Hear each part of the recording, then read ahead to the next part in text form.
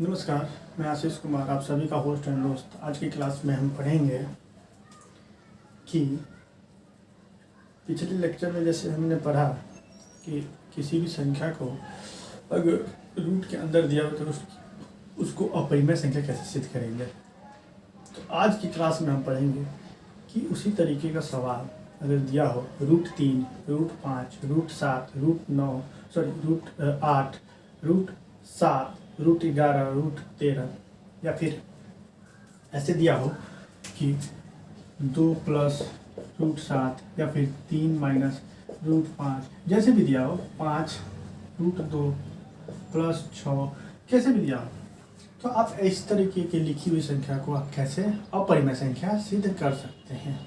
अपरिमेय संख्या सिद्ध कर सकते हैं। तो चलिए शुरू करते हैं।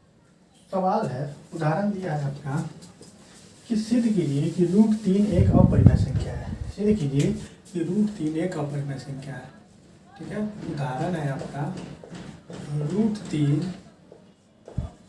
एक अपरिमेय संख्या है। सिद्ध करिए कि √3 एक अपरिमेय संख्या है। ठीक है,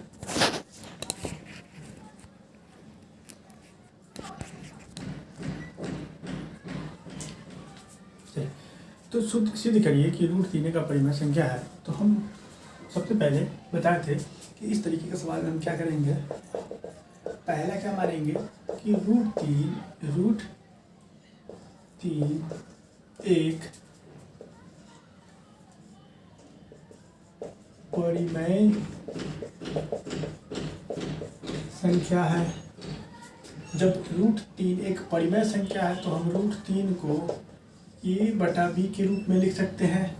a/b के रूप में लिख सकते हैं। दूसरा क्या माना जाता है कि a, b क्या है, अभाज्य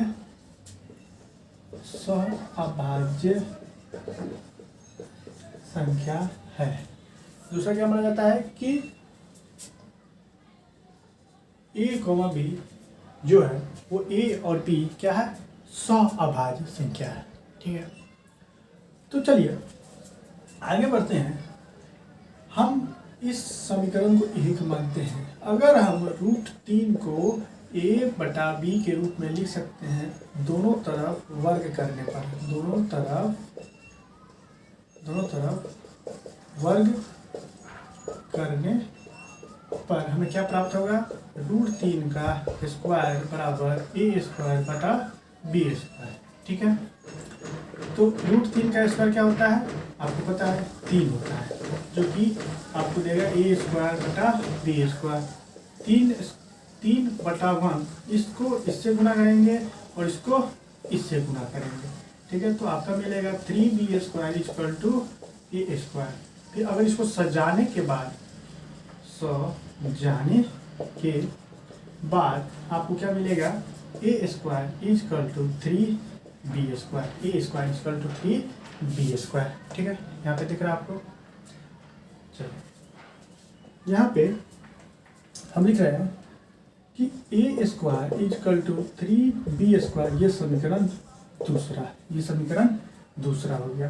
ठीक है, समझाने के लिए मैं कोई संख्या ले रहा हूँ। मान लीजिए कि मैं a3 ले रहा हूँ, तो a² क्या हो जाएगा, 9। a अगर मैं 6 लेता हूँ तो a² क्या हो जाएगा, 36। a अगर हम 9 लेते हैं तो a² क्या हो जाएगा, 81। a अगर हम 12 लेते हैं, ठीक है, तो 12 का स्क्वायर क्या हो जाएगा, 144 हो जाएगा। ठीक है, फिर अगर आप a15 लीजिएगा तो a² आपका हो जाएगा 225। तो यहाँ से आप देख सकते हैं ये जो 3 है आपका, ये जो आपका 3 है, ठीक है, ये 3 ध्यान दीजिएगा,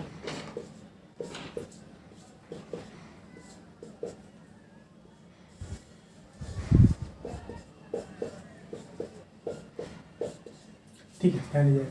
ये जो 3 है आपका 9 को भाग 9 से हम अगर हम 3 से भाग देंगे तो 9 कट जाएगा। 36 को अगर हम 3 से भाग देंगे तो कट जाएगा। 81 को 3 से भाग देंगे तो 27 3 81 हो जाता है। 144 को 3 से भाग देंगे तो 3 बार में कट जाएगा। और 225 को हम 3 से भाग देंगे तो 3 से कट जाएगा।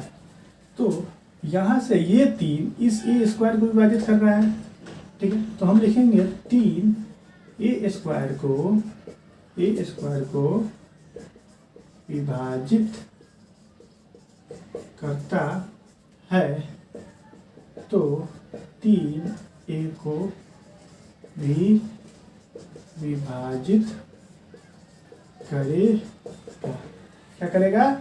3 ए स्क्वायर को विभाजित करता है तो 3 ए को भी विभाजित करेगा, ठीक है। देख रहे हैं यहाँ पे 3 से अगर हम 9 को 3 से भाग देंगे तो कट जाएगा। 36 को 3 से भाग देंगे तो कट जाएगा। 81 को 3 से भाग देंगे तो कट जाएगा। 144 को 3 से भाग देंगे तो कट जाएगा। 225 को 3 से भाग देंगे तो कट जाएगा। दूसरा है, अगर हम इसी 3 को इस 3 से भाग दें तो एक बार में कटेगा। इस 3 को 6 से भाग देते हैं तो 2 बार में कटेगा। इस 3 को 3 से भाग देते 3 बार में कटेगा।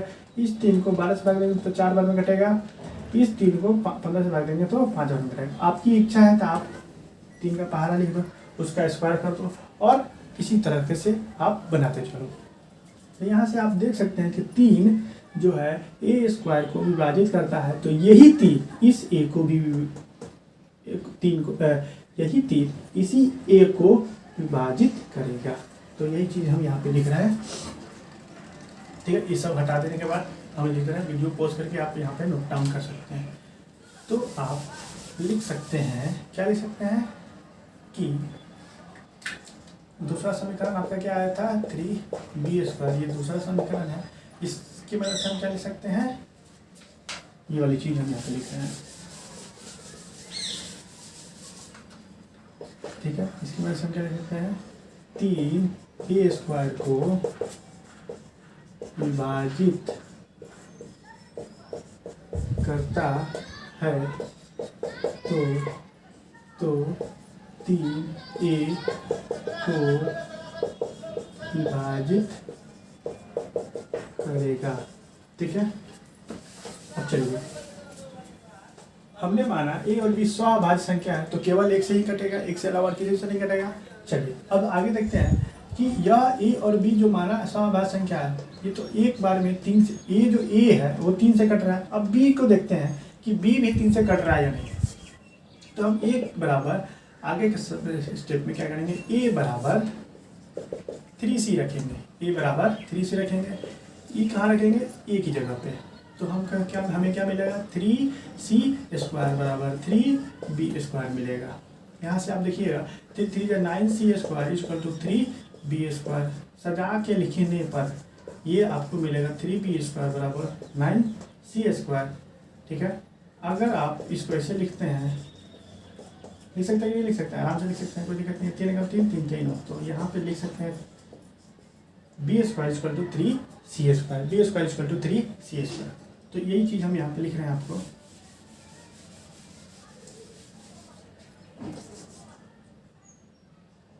क्या मिला हमें, b² = 3c²।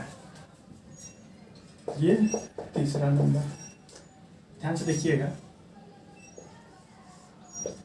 अगर हम b3 लेते हैं तो b² 9, b6 लेते हैं b² 36, b9 लेते हैं b² 81, b12 लेते हैं b² 144, b15 लेते हैं b² 225, b² 225। तो यहाँ से आप देख सकते हैं कि b की मान रखने पर b² हमें प्राप्त हो रहा है। तो हम यहाँ पे अब हम देखेंगे कि ये जो 3 है ये b को विभाजित कर रहा है या नहीं, ठीक है। तो हमें पता चल जाएगा b और a किसी और संख्या से जब विभाजित हो रहा है तो वो स्वाभाज्य संख्या कभी नहीं रहेगा, स्वाभाज्य संख्या कभी नहीं रहेगा, या कभी स्वाभाज्य संख्या हो ही नहीं सकता है। तो यहाँ पे आप देख सकते हैं कि b² ये जो 3 है इस 9 को भाग करेंगे 3 से तो कट जाएगा, ये 36 भी 3 से कट जाएगा, 81 भी 3 से कट जाएगा, 144 भी 3 से कट जाएगा, 225 भी 3 से कट जाएगा। ठीक है, दूसरा है ये 3 अगर हम 20 को डिवाइड करते हैं, ये जो b का मान 3 है इससे डिवाइड करते हैं तो एक बार में कटेगा। ये 3 6 को 2 बार में कट सकता है, यही 3 9 को 3 बार में कटेगा, यही 3 12 को 4 बार में कटेगा, यही 3 15 को 5 बार में कटेगा। अगर आप b की मान आपकी इच्छा है तो आप 15 3 18 ले लो। 18 का स्क्वायर होता है b स्क्वायर, 18 का स्क्वायर 8 8 64 के 4 8 में 6 8 के 8 6 44। ठीक है, 14 8 और 1 ये 4 8 4 12 1 1 2 324 कितना हो गया 324। अगर इस 3 को आप काट के देखिए 3 एकम 3 0 3 8 24 108 बार में कट जाएगा। ठीक है, 324 को अगर आप 3 से भाग दे देंगे तो 3 एकम 3 कट गया, यहाँ 0 देंगे तो 24 आएगा, 3 8 24 बार में कट जाएगा। तो जो भी आप यहाँ b का मान रखिएगा और वो b स्क्वायर ये 3 इस b स्क्वायर को विभाजित कर रहा है। ठीक है, तो 3 b को भी विभाजित करेगा। तो वही चीज़ हम यहाँ पे लिख रहे हैं, यहाँ पे हम लिख रहे हैं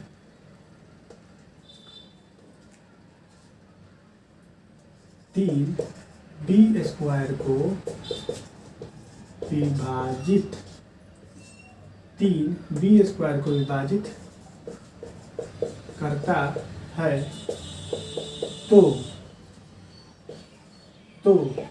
क्या होगा 3 b को भी विभाजित करेगा, 3 b को भी विभाजित करेगा।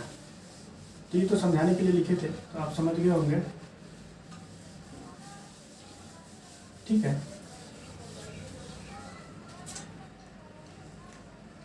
तो यहाँ पे आप देख सकते हैं कि 3 जो है वो a को भी विभाजित कर रहा है और यही 3 b को भी विभाजित कर रहा है। तो 3 a और b को दोनों को विभाजित कर रहा है, तो हम क्या माने थे हमने कि यह संख्या जो है क्या है a और b स्वाभाज्य संख्या है। स्वाभाज्य संख्या केवल एक 1 से ही कटेगा, किसी और से नहीं कटेगा। स्वाभाज्य संख्या क्या होता है, केवल 1 से ही कटेगा, किसी और संख्या से नहीं कटेगा। लेकिन यहाँ पर ये a और b एक दूसरी संख्या जो है वो है 3, उससे कट रहा है, मतलब उससे विभाजित हो रहा है। तो हमारा माना हुआ जो है वो क्या है, गलत है। तो हम यहाँ पे लिख सकते हैं कि अतः a और b में कम से कम एक उभयनिष्ठ गुणनखंड 3 है। उभयनिष्ठ गुणनखंड का मतलब होता है HCF। उभयनिष्ठ गुणनखंड का मतलब होता है HCF। एक के अलावा एक जो है 1 के अलावा एक और संख्या है जो 3 है। तो जब ये एक और संख्या है आ गया 3, तो ये स्वाभाज्य संख्या नहीं रह पाया। जब स्वाभाज्य संख्या नहीं रह पाया तो हमने क्या माना, जो माना वो गलत है। तो हम यहाँ पे लिख सकते हैं परंतु इससे इस तथ्य का विरोधाभास प्राप्त होता है। परंतु इससे इस तथ्य का विरोधाभास प्राप्त होता है कि a और b स्वाभाज्य है। ठीक है, हमने माना क्या है कि a और b स्वाभाज्य है। ठीक है, हमें यह विरोधाभास अपनी त्रुटिपूर्ण कल्पना के कारण प्राप्त हुआ है। मतलब त्रुटिपूर्ण कल्पना के कारण मतलब हमने गलत माना है कि √3 एक परिमेय संख्या है, जब परिमेय संख्या है तो हम उसको a/b के रूप में लिख सकते हैं। जब a/b लिखें तो a और b को भी बताना होगा कि a और b क्या है। a और b क्या है तो a और b स्वाभाज्य संख्या है। a और b सब स्वाभाज्य संख्या है तो केवल एक ही से कर सकता है, मतलब 1 से ही कर सकता है, किसी और संख्या से नहीं कर सकता है। लेकिन जब हमने सिद्ध किया, जब उसको दोनों तरफ वर्क किया, दोनों का a और b का, तो हमें पता चला कि यह किसी और एक और संख्या है जो 3 से विभाजित हो रहा है, जो यह a और b का एक उभयनिष्ठ गुणनखंड है, जिसका HCF एक और है जो 1 के अलावा और है जो 3 है। तो यह क्या हो गया, स्वाभाज्य संख्या नहीं रह पाया, जिससे हम यह कह सकते हैं कि हम निष्कर्ष निकालते हैं कि √3 क्या है, एक अपरिमेय संख्या है। √3 क्या है, अपरिमेय संख्या है। ठीक है, चलिए इससे आगे का एक सवाल है, जो सवाल दिया हुआ है मैं आपको बना के बताता हूँ। इसी तरीके का सवाल है, सवाल आपका इसी तरीके का है। सवाल आपका है 5 - √3 एक अपरिमेय संख्या है। ठीक है, हम क्या किए, हमें सिद्ध करना है कि 5 माइनस रूट 3 एक अपरिमेय संख्या है। तो हम क्या करेंगे, यहाँ पे मान लेंगे कि 5 माइनस रूट 3 एक परिमेय संख्या है। तो जब 5 माइनस रूट 3 को परिमेय संख्या मान लें तो हम क्या लिख सकते हैं, 5 minus root 3 A by B मान सकते हैं। जहाँ पे ए और बी हमें बताना होगा कि ए और बी क्या है, ए और बी क्या है। हम ए और बी को क्या ले सकते हैं, ए और बी को क्या ले सकते हैं, तो हम ए और बी को क्या ले सकते हैं, स्वअभाज्य संख्या। क्या ले सकते हैं, स्वअभाज्य संख्या। दूसरा क्या माना है, ये दोनों हमने माना है, ये नहीं, ये तो हम रूप में लिख सकते हैं। जब परिमेय संख्या मान लिए तो इसको हम लिख सकते हैं। दूसरा है ए और बी को क्या माने, स्वअभाज्य संख्या। स्वअभाज्य संख्या मान रहे हैं तो क्या होगा, ये भी फिर से लिखना होगा इसलिए छोड़ दे रहे हैं। ए और बी को क्या है, स्वअभाज्य संख्या। अब स्वअभाज्य संख्या है तो फिर अब क्या करेंगे, 5 घटाओ रूट 3 बराबर ए बटा बी। अब देखिए यहाँ पे हम क्या कर रहे हैं, इसको इस तरफ लेके जा रहे हैं और इसको इस तरफ लेके आ रहे हैं। ध्यान से देखिए, 5 इसके पहले प्लस है, ठीक है, तो प्लस से क्या हो जाएगा, साइन माइनस हो जाएगा। तो क्या हो जाएगा, माइनस ए बाई बी बराबर, इसको इस तरफ लेके जा रहा है, ये माइनस है, इस तरफ जाएगा तो क्या हो जाएगा, प्लस हो जाएगा। तो ये हो जाएगा रूट 3। क्या हो जाएगा, रूट 3। अब यहाँ पे आप देख सकते हैं कि 5 माइनस ए बाई बी एक क्या है, एक क्या है, 5 minus 5/1 minus A by B एक परिमेय संख्या है, ठीक है। परिमेय संख्या में कोई चीज़ को अगर आप जोड़िएगा, परिमेय संख्या में अगर आप कोई चीज़ को जोड़िएगा या घटाइएगा या गुना कीजिएगा या भाग कीजिएगा तो आपको परिमेय संख्या मिलेगा, ठीक है, परिमेय संख्या ही मिलेगा।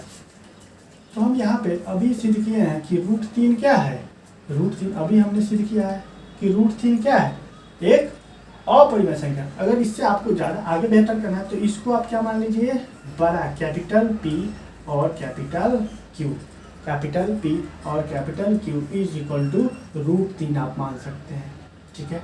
तो यहाँ से समीकरण 2 मान लीजिए और यहाँ से फिर जैसे पिछले सवाल में बताया है वैसे आप बना सकते हैं। फिर क्या कर सकते हैं, दोनों तरफ वर्ग करने पर आपको वही मिलेगा, P square is by Q square equal to 3 मिलेगा। तो आप क्या लिख सकते हैं, पी स्क्वायर बराबर 3 क्यू स्क्वायर। 3 यहाँ पे क्या लिख सकते हैं, p को विभाजित करता है, 3 p स्क्वायर को विभाजित करता है तो 3 p को भी विभाजित करेगा, ठीक है। उसी तरह से फिर p को हम 3r मानते हैं, p को भी हम 3r मानते हैं, p को भी 3r मानते हैं। तो p की जगह पे हम 3r रखेंगे तो क्या बनेगा, 3r का होल स्क्वायर बराबर 3q स्क्वायर। तो ये हो जाएगा 9r square equal to 3q square, 3q square equal to 9r square, q square equal to 9/3 r square, q square equal to 3r square, ठीक है। फिर से हम क्या करेंगे, ये 3 ये q स्क्वायर को, ये 3 ये q स्क्वायर को विभाजित करता है तो ये 3 ये q स्क्वायर को विभाजित करता है, ये 3 ये q स्क्वायर को विभाजित करता है तो ये 3q को भी विभाजित करेगा, ठीक है। तो जब हमें पता चल गया कि यह जो एक उभयनिष्ठ गुणनखंड है, यह एक उभयनिष्ठ गुणनखंड है जो एक 3 आया, उभयनिष्ठ गुणनखंड एक 3 आया जो कि हमके माने, हमने यहाँ पे माना क्या, फिर से मानना पड़ेगा कि p/q ये क्या है, अपरिमेय संख्या है और p/q क्या है, स्वअभाज्य संख्या है। क्या है, स्वअभाज्य संख्या। तो ये दोनों का एक उभयनिष्ठ गुणनखंड एक के अलावा 1 के अलावा 3 आ रहा है जो कि पॉसिबल नहीं है, जो कि संभव नहीं है, क्योंकि किसी भी स्वअभाज्य संख्या का एक से ज़्यादा गुणनखंड नहीं होता है। तो यहाँ पे 3 मिल रहा है, यहाँ पे हमें क्या मिल रहा है, 3 मिल रहा है, यहाँ पे आप देख सकते हैं यहाँ पे 3 मिल रहा है। तो फिर हम लिख सकते हैं कि जो माना हुआ है वो क्या है, विरोधाभास हमें त्रुटिपूर्ण कल्पना के कारण प्राप्त हुआ है। इससे पिछले सवाल में हमने अभी सिद्ध कर दिया है कि रूट 3 क्या है, एक अपरिमेय संख्या है। तो जब कोई भी संख्या यहाँ पे, ये आप वीडियो पॉज करके नोट डाउन कर सकते हैं, मैं रब कर रहा हूँ, कोई भी, अभी पिछले सवाल में हमने सिद्ध किया कि रूट 3 क्या है, अपरिमेय संख्या है, अपरिमेय संख्या, ठीक है। अब यहाँ पे परिमेय संख्या में से परिमेय संख्या को घटाएंगे तो परिमेय संख्या ही मिलेगा। क्या मिलेगा, परिमेय संख्या ही मिलेगा, परिमेय संख्या को परिमेय संख्या में से घटाएंगे या जोड़ेंगे तो हमें क्या मिलेगा, परिमेय संख्या ही मिलेगा। तो क्या कभी संभव है क्या कि परिमेय संख्या और परिमेय संख्या के बराबर हो सकता है? क्या कभी संभव ऐसा हो सकता है कि परिमेय संख्या और परिमेय संख्या के बराबर हो? कभी नहीं। इसलिए हम क्या बोल सकते हैं कि जो 5 - √3 क्या है, एक अपरिमेय संख्या है। ठीक है, अपरिमेय संख्या। ठीक है, चलिए नेक्स्ट सवाल पे बढ़ते हैं। नेक्स्ट सवाल जो आपका दिया है वो आपका दिया है 3√2 सिद्ध कीजिए कि 3√2 एक अपरिमेय संख्या है। ठीक है, ध्यान से देखिएगा, 3 क्या दिया है, 3√2 एक अपरिमेय संख्या है। ठीक है, आपका सवाल जो दिया है 3√2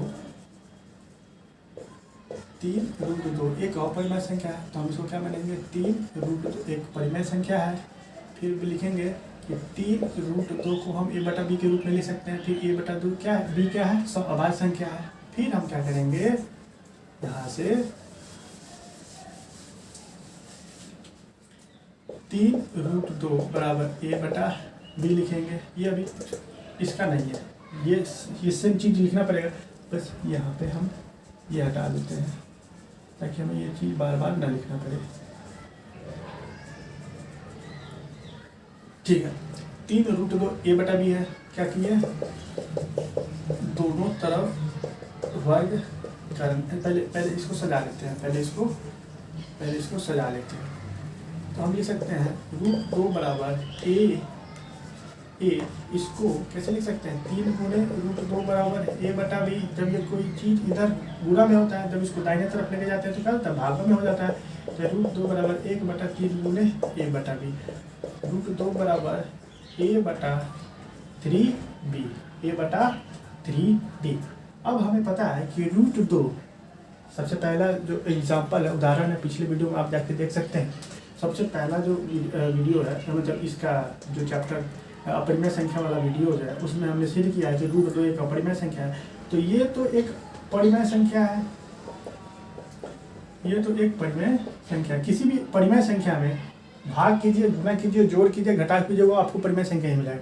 लेकिन ये क्या है, √2 क्या है, एक अपरिमेय संख्या है, अपरिमेय संख्या है। तो ये कभी संभव नहीं है कि एक अपरिमेय संख्या परिमेय संख्या के बराबर हो जाए। तो हम क्या लिख सकते हैं, सीधे लिख सकते हैं कि √2 क्या है, एक अपरिमेय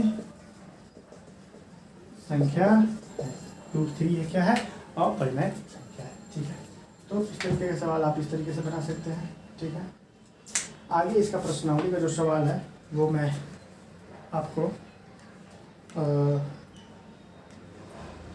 बता देता हूँ। चलिए बता ही देता हूँ।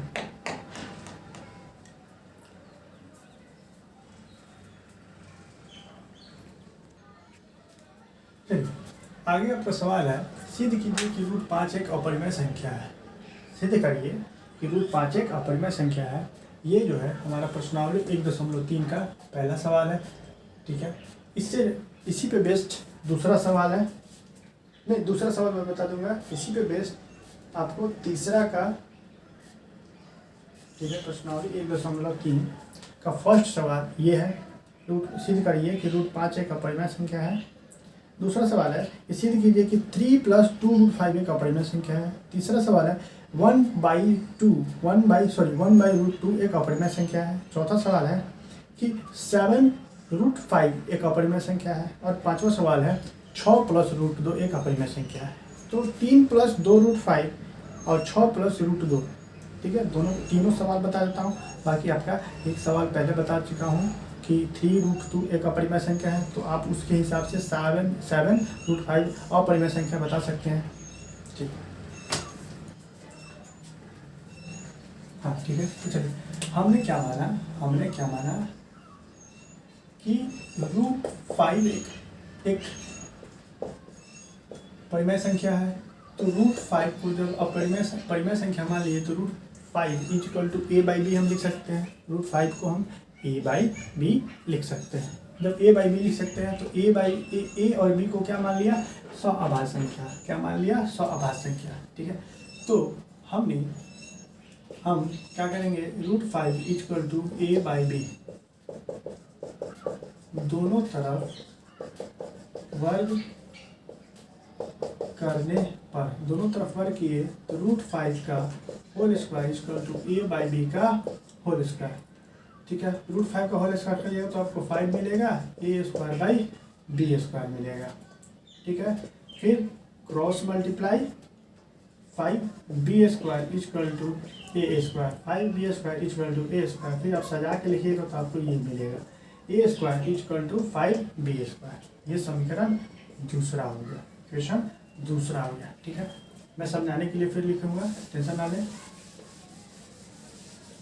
तो हम क्या कर सकते हैं, a² इक्वल टू 5b², हमें ये मिला। ठीक है, अब सिद्ध करेंगे यहाँ पे a की मान अगर हम 5 लेते हैं, a की मान अगर हम 5 लेते हैं, ठीक है, तो a² आपका 25 होगा। a की मान 10 लेते हैं, a² आपका 100 होगा। a की मान 15 लेते हैं, a² आपका 225 होगा। a की मान 20 लेते हैं, a² आपका 400 होगा। a की मान 25 लेते हैं, a² आपका 625 होगा। a की मान 30 लेते हैं, a² आपका 900 होगा। ठीक है, इतना काफ़ी है समझाने के लिए। ठीक है, देखिए अब क्या है कि 5 जो है, इस 25 से अगर 5 से भाग करेंगे तो 5 बार में कट जाएगा। इस 100 को 5 से भाग करेंगे तो 25 बार में घटेगा। इस 225 को 5 से भाग करेंगे तो कितना बार में घटेगा, 4 और 5, 45 बार में कट जाएगा। इस 400 को 5 से भाग करेंगे तो 80 बार में कट जाएगा। इस 625 को 5 से भाग करेंगे तो कट जाएगा। ये 900 आपका 5 से कट जाएगा। इसका मतलब, कहने का मतलब है कि 5 a² को विभाजित करता है तो 5 a को भी विभाजित करेगा। ये 5 से 5 एक बार में, ये 5 से 10 2 बार में, ये 5 से 15 3 बार में, ये 5 से 20 4 बार में, 5 से 25 5 बार में और 5 से 30 6 बार में। ठीक है, तो हम यहाँ पे लिख सकते हैं कि 5 a² को विभाजित करता है तो 5 क्या करेगा, a को भी विभाजित करेगा। ठीक है, आगे फिर अब देखते हैं कि a 5 से विभाजित हो रहा है, मतलब a क्या है, 5 से विभाजित हो रहा है। ठीक है, अब b को देखते हैं कि b किसी 5 से विभाजित हो रहा है या नहीं हो रहा है। ठीक है,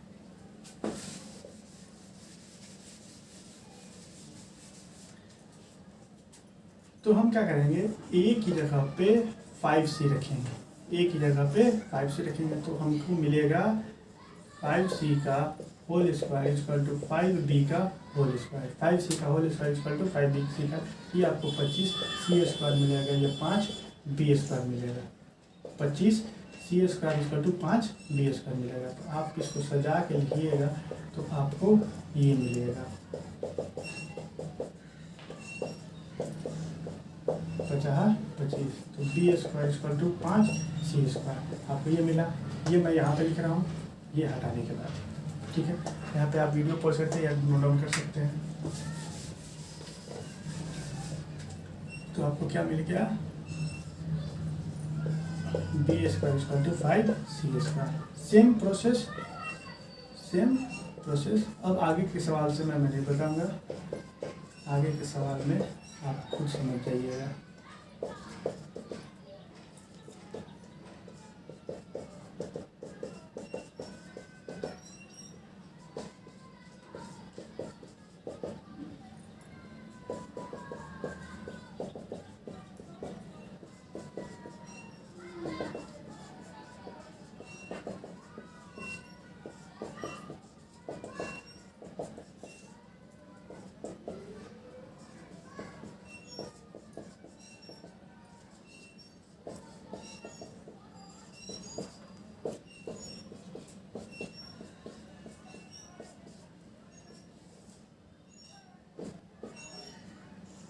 समझ में आ रहा होगा।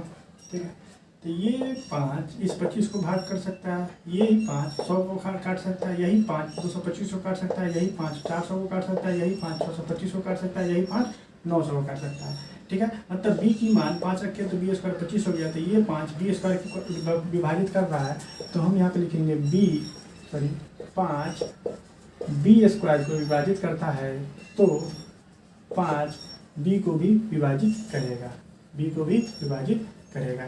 तो यहाँ पे आप देख सकते हैं ये 5 इस 5 को काट रहा है, यही 5 इस 25 को भी काट रहा है, ये 5 इस 10 को काट रहा है, यही 5 इस 100 को काट रहा है, ये 5 इस 225 को काट रहा है, तो यही 5 15 को काट रहा है, यही 5 400 को काट रहा है, तो यही 5 20 को काट रहा है, यही 5 625 को काट रहा है, तो यही 5 25 को काट रहा है। इसका मतलब 20 जो है 5 b स्क्वायर को विभाजित करता है, तो 5 b को भी विभाजित करेगा।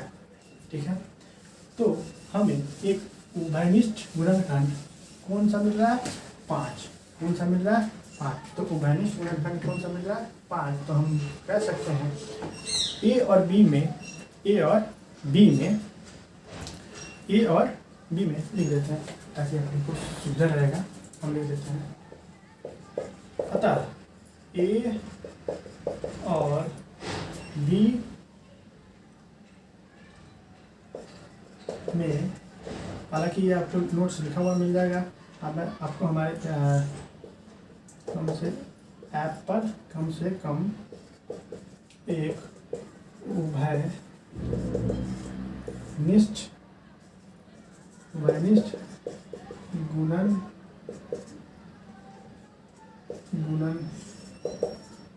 गुणनखंड 5 है। अतः ए और बी में कम से कम एक उभयनिष्ठ गुणनखंड 5 है, परंतु इससे इस तथ्य का विरोधाभास प्राप्त होता है, क्योंकि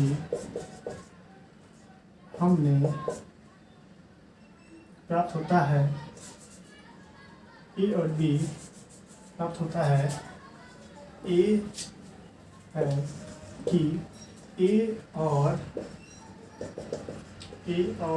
बी में एक के अतिरिक्त कोई उभयनिष्ठ गुणनखंड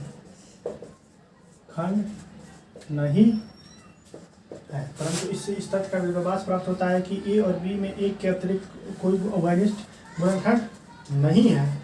यह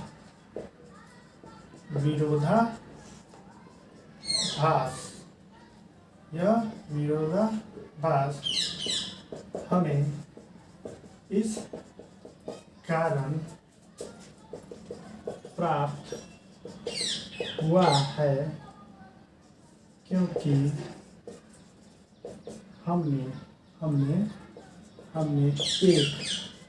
हमने एक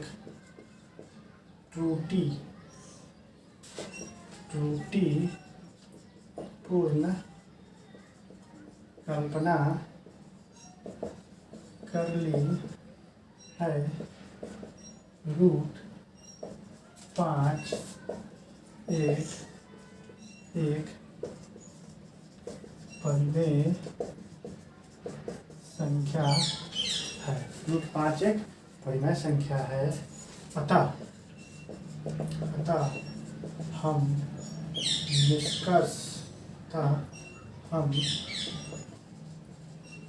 निष्कर्ष निकालते हैं कि √5 एक अपरिमेय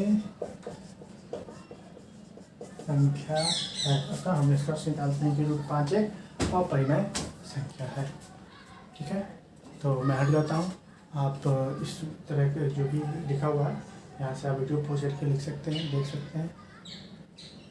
नेक्स्ट सवाल आपका जो है ये प्रश्नावली, ठीक है। नेक्स्ट सवाल जो है आपका वो है 3 + 2 √5। 3 + 2 √5 इसी पे आधारित है। देखिए √5 को अभी हमने सिद्ध कर दिया कि √5 एक अपरिमेय संख्या है। अब है 3 + 2 √5, ठीक है। सेम सब चीज़ इसी तरीके का रहेगा। बस आप यहाँ पे देख सकते हैं। तो हमें क्या करना है, 3 + 2√5, ये सवाल नंबर दूसरा। हम क्या करेंगे, 3 + 2√5, पहला क्या माने, ये एक अपरिमेय संख्या है। फिर 3 + 2√5 a+b है, a/b है, a/b एक अभाज्य संख्या है। फिर यहाँ से ठीक है, ये चीज़ आपका सेम चीज़ दिखाएगा। बस यहाँ पे जो हम समझाने की कोशिश कर रहे हैं वो आप समझिए कैसे करना है।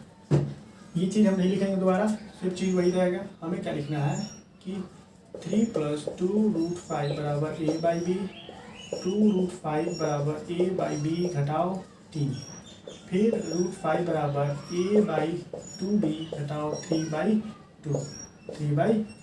ठीक है, ये आप वीडियो पॉज करके ये आप कर लीजिएगा, लिखिएगा। हम ये रब करने जा रहे हैं।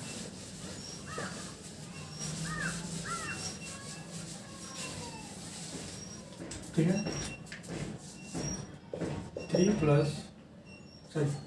2√5 = a/b - 3/1।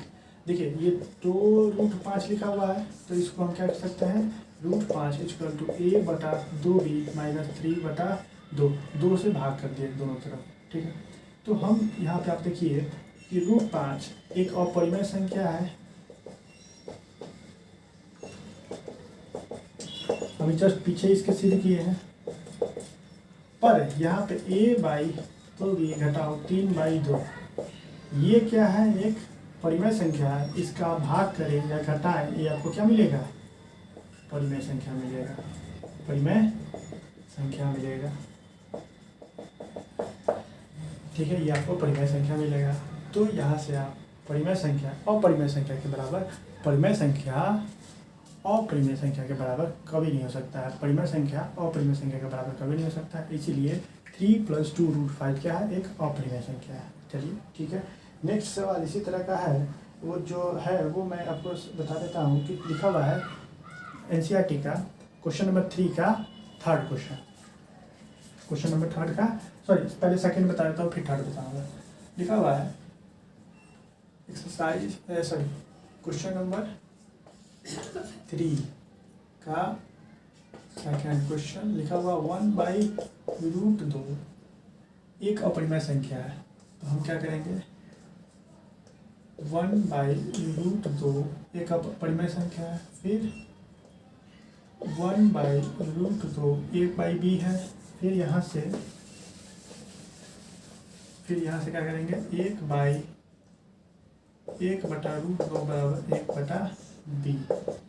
फिर हम कुछ नहीं करेंगे, इसको इससे कर देंगे। तो यहाँ पे क्या हो जाएगा, b × 1 = a × √b बराबर क्या लिख सकते हैं, √2a। अब दोनों तरफ वर्ग करने पर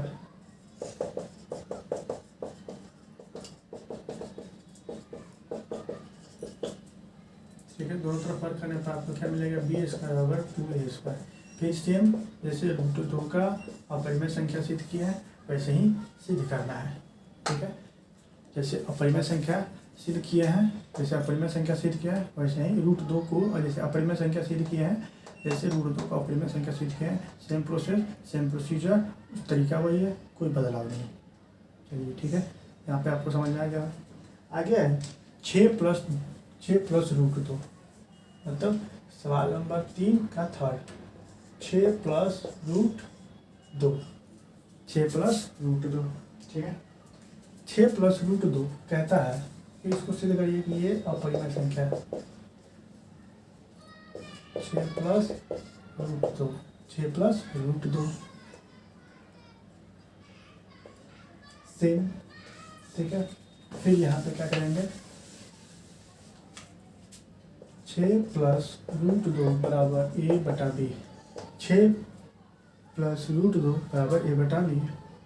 √2 को उधर ही रहने देंगे, a/b घटाओ 6 लिख देंगे। √2 = a/b घटाओ 6/1। ये है आपका √2 अपरिमेय संख्या है। ये सिद्ध कर चुके हैं पिछले वीडियो में, वहाँ से आप सिद्ध कर दीजिएगा। फिर उसके बराबर अगर कोई परिमेय संख्या है तो ये संभव नहीं है कि कोई भी अपरिमेय संख्या के बराबर अपरिमेय संख्या हो सके। ठीक है, मान लीजिए मेरा कहने का मतलब है कि अगर 3 के बराबर 3 होगा तभी तो हम कहेंगे कि ये 3 के बराबर 3 है, वरना क्या होगा, ये बराबर नहीं होगा। हम थोड़ी ना कहेंगे 4, ये थोड़ी ना कहेंगे कि √2 1/2 के बराबर है, कभी कहेंगे, कभी नहीं, कभी कहेंगे, कभी नहीं। इसलिए इस तरीके का सवाल ऐसे ही बनाया जाता है। तो आज की वीडियो में इतना ही रहने देते हैं। ठीक है, तो आज के वीडियो से आपको जो भी डाउट रह गया होगा, प्लीज़ हमारे यूट्यूब चैनल जो है आनंद क्लासेस 471, उस पर जाकर कमेंट जरूर करें कि हाँ सर हमें इस टॉपिक पे डाउट रह गया है, इससे रिलेटेड जो भी टॉपिक है फिर नेक्स्ट वीडियोज़ में डिस्कस किया जाएगा। तो आज के लिए इतना ही रहने देते हैं। हमारा जो यूट्यूब चैनल है प्लीज़ उसको लाइक करें, सब्सक्राइब करें और शेयर ज़रूर करें। और हमें लगता है कि 1.4 बच गया, 1.4 बच गया। जो प्रश्नावली 1.4 है, ये प्रश्नावली 1.3 तक आपका ख़त्म हो गया। जो भी डाउट रहेगा आप हमें ज़रूर कमेंट करें, ज़रूर हमारे जो व्हाट्सएप नंबर है, हमारा व्हाट्सएप नंबर है, ज़रूर शेयर करें उस पर।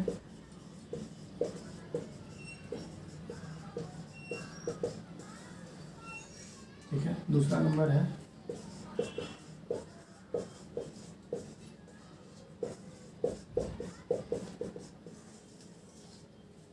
ठीक है, आपको ये जानकारी दे दूँ कि 11th क्लास का जो क्लास है वो जल्दी शुरू होने वाला है हमारे आनंद क्लासेस 471 यूट्यूब चैनल पर। तो ज़्यादा से ज़्यादा हो सके, जितना ज़्यादा से ज़्यादा आपके जो भी सीनियर हैं, आपके भाई बंधु बहन जो भी दोस्त हैं, उन्हें ज़रूर शेयर करें और बताएं कि जो हमारा आनंद क्लासेस यूट्यूब चैनल है, इस पर आप पढ़ के आप अपने डाउट क्लियर कर सकते हैं और आप अपने पढ़ाई का उज्ज्वल भविष्य दे सकते हैं। ठीक है, आज के लिए इतना ही रहने देते हैं। धन्यवाद, शुक्रिया। नेक्स्ट वीडियो आपको जल्द ही जल्द मिल जाएगा नेक्स्ट वीडियो में। ठीक है, जितना ज़्यादा हो सके उतना ज़्यादा मेहनत करें, क्योंकि पिछली बार का जो रिजल्ट रहा है वो काफ़ी सराहनीय रहा है बच्चों द्वारा, और बच्चे 100 में 100 लिख कर रहा है मैथ्स में। तो जैसे कि इस बार पिछली बार का रिजल्ट रहा, आशा करेंगे कि इस बार का भी रिजल्ट आपके द्वारा के माध्यम से अच्छा रहे, और आशा करेंगे कि आप लोग भी थोड़ा सा इस जो चल रहा है पढ़ाई, इस पर थोड़ा मेहनत करें और अपना क्लास को रेगुलर अटेंड करें और लाइक शेयर और सब्सक्राइब जरूर करें। धन्यवाद।